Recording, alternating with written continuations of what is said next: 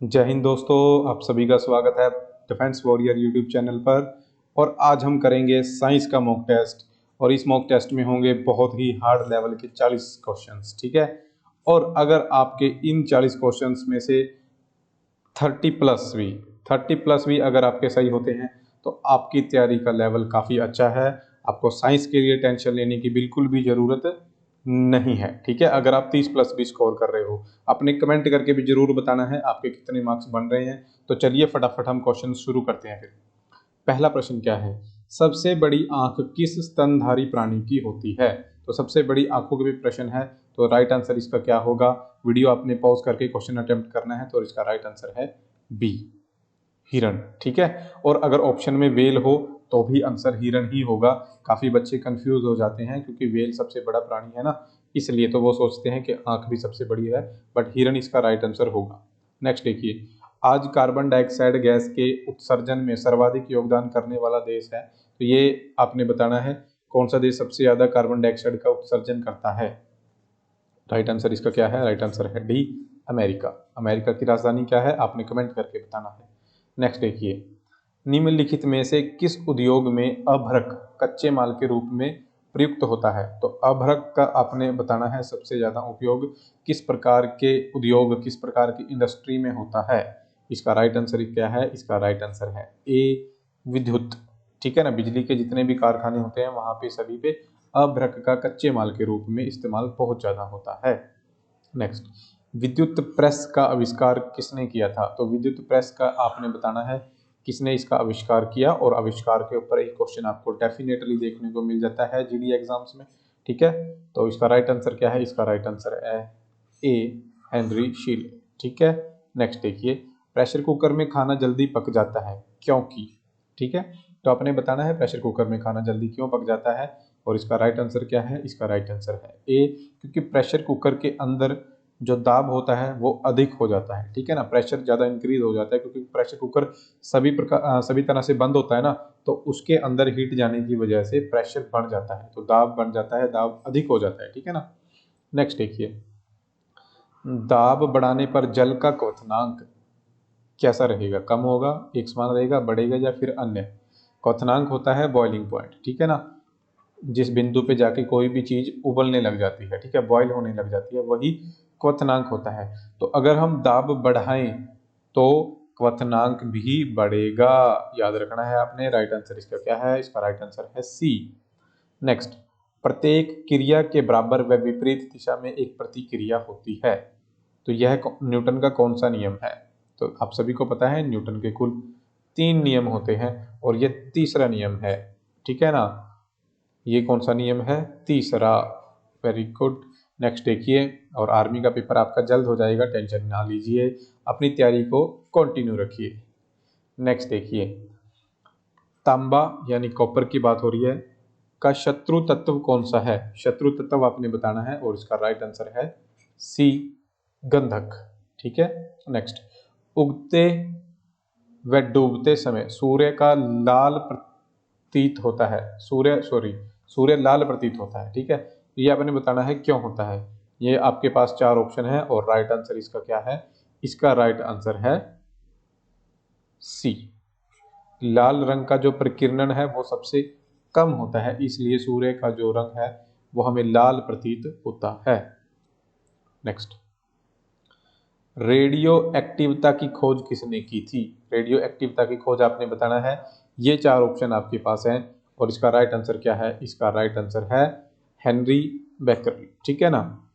तो ये याद रखना है आपने, इसका राइट आंसर है हेनरी बेकरल। और काफ़ी स्टूडेंट्स मैडम क्यूरी में कंफ्यूज रहते हैं, ठीक है ना। तो मैडम क्यूरी नहीं है, जो मैडम क्यूरी थी उन्होंने रेडियो एक्टिवता की खोज नहीं, उन्होंने किसी और चीज़ की खोज की थी, वो होगा रेडियम, ठीक है। रेडियम और पोलोनियम, ये 2 आप याद रख सकते हो, मैडम क्यूरी और उनके हस्बैंड से रिलेटेड। बट हेनरी बेकरल ने रेडियो एक्टिवता की खोज की थी, ठीक है।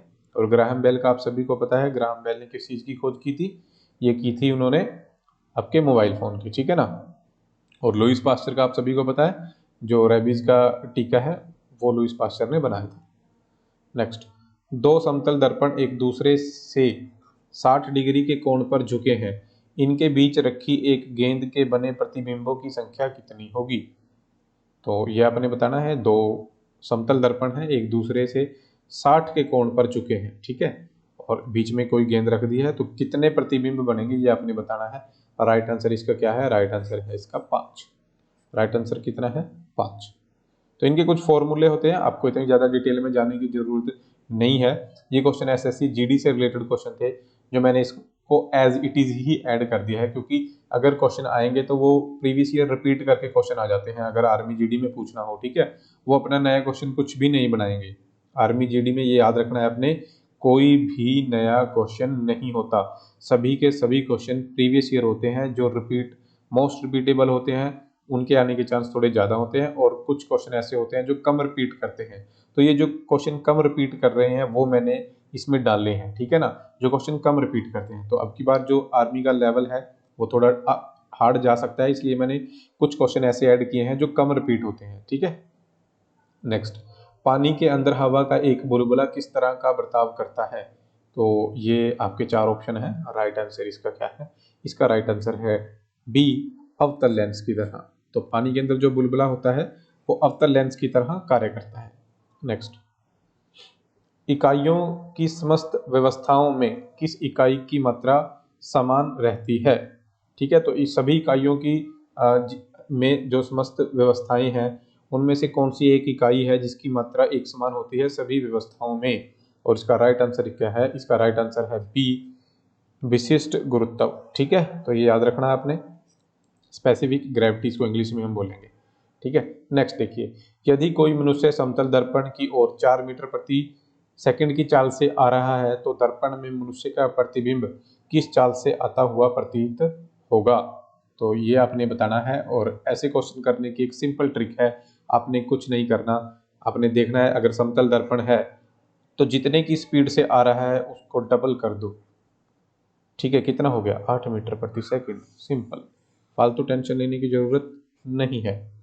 नेक्स्ट, कारों, ट्रकों और बसों में दर्पण की सीट के बगल में, ड्राइवर की सीट के बगल में कौन सा दर्पण लगा होता है, ये आपका क्वेश्चन है, और इसका राइट आंसर क्या है, इसका राइट आंसर है ए, उत्तल, ठीक है। तो राइट आंसर क्या है इसका, उत्तल है। नेक्स्ट देखिए, और ये आप हमारा नंबर नोट कर सकते हैं, ठीक है, व्हाट्सएप पे आप मैसेज करें, इस वीडियो की पीडीएफ आपको मिल जाएगी, ठीक है। और ये इंस्टाग्राम का अकाउंट है, कुछ भी क्वेरी है आपकी डायरेक्ट हमें मैसेज कर सकते हैं, ठीक है। ये कॉलिंग नंबर नहीं है, इस पर कॉल मत करना है आपने, ठीक है। इसको सिर्फ आप व्हाट्सएप के लिए यूज़ कर सकते हो, व्हाट्सएप पे कोई भी क्वेरी पूछनी है तो कर सकते हो। किसी ग्रुप में आप हमें आर्मी रिलेटेड किसी ग्रुप में ऐड करना चाहते हैं तो हमें ग्रुप का लिंक भेज सकते हैं, हम ग्रुप में ज्वाइन हो जाएंगे। वहाँ पे आपको जब भी हम लाइव आते हैं या कोई भी वीडियो आती है उसकी तुरंत नोटिफिकेशन आपको मिल जाया करेगी। और एक टेलीग्राम चैनल भी है, ठीक है, टेलीग्राम चैनल का लिंक आपको नीचे मिल जाएगा। टेलीग्राम चैनल पे ऑलरेडी मैंने पीडीएफ डाल दी है, तो अगर आपको इस वीडियो की पीडीएफ चाहिए तो टेलीग्राम पे ज्वाइन करें, लिंक वीडियो के नीचे डिस्क्रिप्शन में है, डिफेंस वॉरियर के नाम से चैनल है, वहाँ पे आपको पीडीएफ मिल जाएगी, ठीक है, डाल दी है इसमें, पहले ही डाल दी है। नेक्स्ट देखिए, ऐसे तत्व जिसमें धातु और अधातु दोनों के गुण पाए जाते हैं वे कहलाते हैं। तो ये क्वेश्चन तो हम पहले भी कई बार मॉक टेस्ट में डिस्कस कर चुके हैं, मैं इसका आंसर नहीं बताऊंगा, आपने खुद कमेंट करके बताना है। नेक्स्ट देखिए, वनस्पति विज्ञान के जनक कौन है। तो वनस्पति विज्ञान ये भी हम पहले डिस्कस कर चुके हैं, बट फिर भी चलो मैं आपको बता देता हूँ। देखो, वनस्पति, वन को हम इंग्लिश में क्या बोलते हैं, वन को हम इंग्लिश में बोलते हैं फॉरेस्ट। तो बस आपको ऑप्शन में फॉरेस्ट देखना कहाँ पे है, ये रहा फॉरेस्टस, ठीक है ना। तो फॉरेस्ट के साथ मिलता जुलता वर्ड है ना फॉरेस्टस, तो राइट आंसर क्या होगा, थियोफॉरेस्टस, ठीक है। नेक्स्ट देखिए, निम्नलिखित में से किसमें ध्वनि की चाल सबसे अधिक होती है।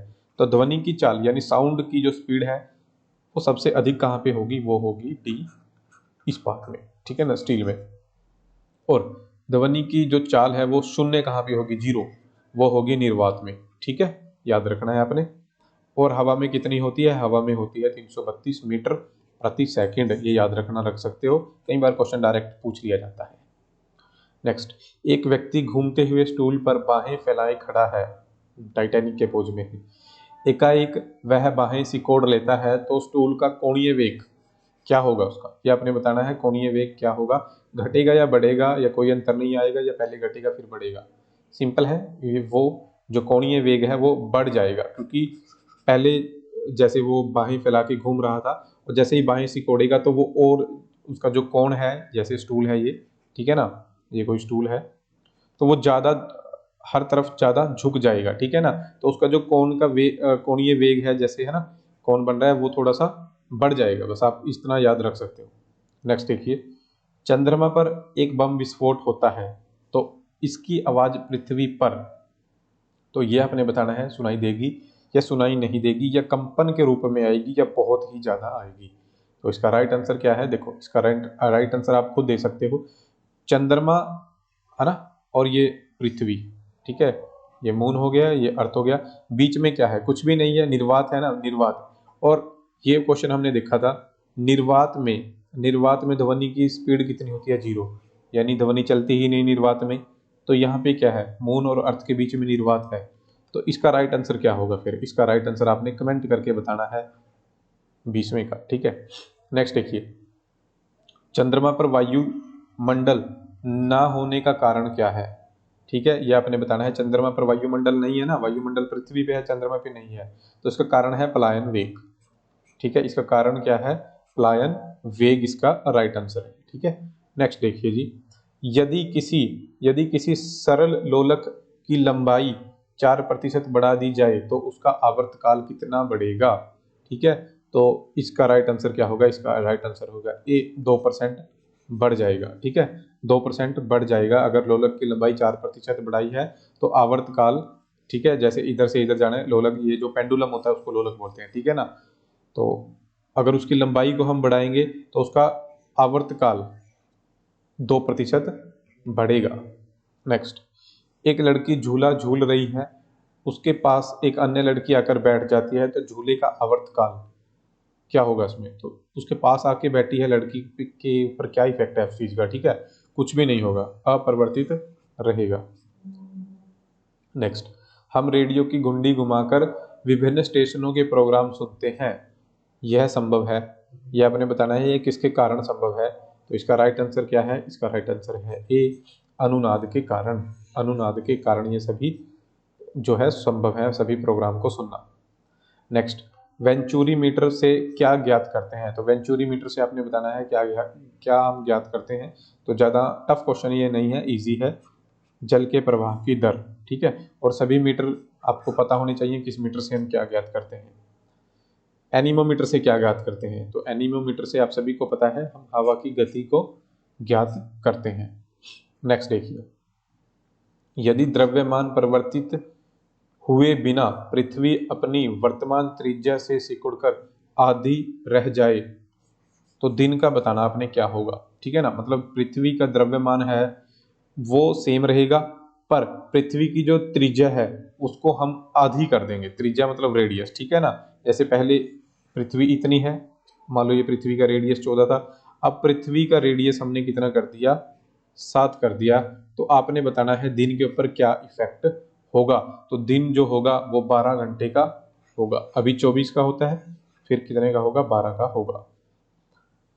यदि किसी पिंड को पृथ्वी से 11.2 किलोमीटर प्रति सेकंड के वेग से फेंका जाए तो पिंड, तो ये आपने बताना है पिंड के ऊपर क्या इफेक्ट होगा।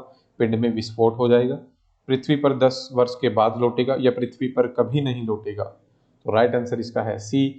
अगर हम किसी भी चीज को, अगर आप कोई भी चीज उठाओ और उसको इतनी स्पीड से फेंको, कितनी, कि वो एक सेकंड में 11.2 किलोमीटर चली जाए, एक सेकंड में 11.2 किलोमीटर चली जाए, अगर आप इस स्पीड से किसी भी चीज को फेंकते हो तो वो वापस पृथ्वी पे कभी नहीं आएगी, ठीक है, ये याद रखना है आपने। नेक्स्ट, इसको पलायन वेग बोलते हैं, इसको क्या बोलते हैं, पलायन वेग। नेक्स्ट देखिए, उपग्रह में समय ज्ञात करने के लिए अंतरिक्ष यात्री को क्या प्रयोग करना चाहिए। तो इसका राइट आंसर क्या है, इसका राइट आंसर है बी, स्प्रिंग घड़ी। ये काफी इंपॉर्टेंट क्वेश्चन है, याद रखना है आपने। स्प्रिंग घड़ी का उपयोग हम करते हैं बाहर, पृथ्वी से बाहर। नेक्स्ट, यदि पृथ्वी की त्रिज्या 1% कम हो जाए किंतु द्रव्यमान वही रहे तो पृथ्वी तल का जो गुरुत्वीय त्वरण है वह कितना घटेगा, ठीक है, वह कितना घटेगा। तो अगर 1% कम की जाए तो 2% घटेगा, ठीक है, याद रखना है आपने। नेक्स्ट, दाब का मात्रक क्या है? दाब का मात्रक क्या है? ये बिल्कुल बेसिक, बिल्कुल सिंपल क्वेश्चन है, पास्कल आप सभी को पता है, ठीक है ना। और प्रकाश वर्ष किसकी इकाई होती है? प्रकाश वर्ष दूरी की इकाई होती है। सुपर इंपॉर्टेंट है, याद रखना है, डायरेक्ट क्वेश्चन आ जाता है, ठीक है ना। प्रकाश जो होता है, प्रकाश एक साल में कितनी दूरी तय करता है, उसी को हम प्रकाश वर्ष बोलते हैं। प्रकाश के द्वारा एक साल में तय की गई दूरी, ठीक है, ही प्रकाश वर्ष होती है। नेक्स्ट देखिए, खाना पकाने का बर्तन होना चाहिए, तो ये आपने बताना है खाना पकाने का जो बर्तन है वो कैसा होना चाहिए। इसका राइट आंसर है ए, उच्च विशिष्ट ऊष्मा व निम्न तापीय चालकता वाला होना चाहिए। नेक्स्ट, झरने में जब जल ऊंचाई से गिरता है तो उसका ताप क्या होगा? घटेगा या बढ़ेगा? तो जो उसका ताप है वो बढ़ जाएगा, उसका जो ताप है वो बढ़ जाएगा। नेक्स्ट, केल्विन तापमानी में, सॉरी केल्विन तापमापी में, केल्विन तापमापी में पानी का क्वथनांक कितना होता है? तो पानी का जो बॉइलिंग पॉइंट है वो आपने बताना है। वैसे तो हमको सभी को पता है, जो सा हम सेल्सियस वाला, सेंटीग्रेड वाला तापमापी देखते हैं उसमें पानी का क्वथनांक कितना होता है? 100 डिग्री सेल्सियस। पर यहाँ पे पूछा है केल्विन में, तो अगर ऐसा पूछा जाए तो आपने क्या करना है, इसमें 273.15 केल्विन को प्लस कर देना है, ठीक है ना। तो कितना हो जाएगा? 373.15 केल्विन, ठीक है। तो राइट आंसर इसका बी है। अगर आपको सेल्सियस में पता है, अगर आपको सेल्सियस में पता है कोई तापमान और उसको केल्विन में पूछा जाए तो आपने बस उतने में 273.15 जोड़ देना है। तो हमें पता था कि पानी का जो सेल्सियस में तापमान है वो कितना है? 100 डिग्री, तो हमने इसमें 273 जोड़ दिया, तो राइट आंसर क्या आ गया? 373। नेक्स्ट देखिए, बॉटनी शब्द की उत्पत्ति किस भाषा के शब्द से हुई है? तो ये बॉटनी जो शब्द है वो ग्रीक भाषा का है, ठीक है ना। बॉटनी यानी जो पेड़ पौधे होते हैं उनके अध्ययन को क्या, उनके अध्ययन को कहा जाता है बॉटनी, ठीक है, पेड़ पौधों के अध्ययन को। नेक्स्ट देखिए, क्यूरी किसकी इकाई का नाम है? क्यूरी, तो क्यूरी किसकी इकाई है? यह है रेडियो धर्मिता की, ठीक है, रेडियो धर्मिता की इकाई है क्यूरी। नेक्स्ट देखिए, किस रंग की तरंग दैर्ध्य सबसे कम होती है? तो किस रंग की तरंग दैर्ध्य सबसे कम होती है?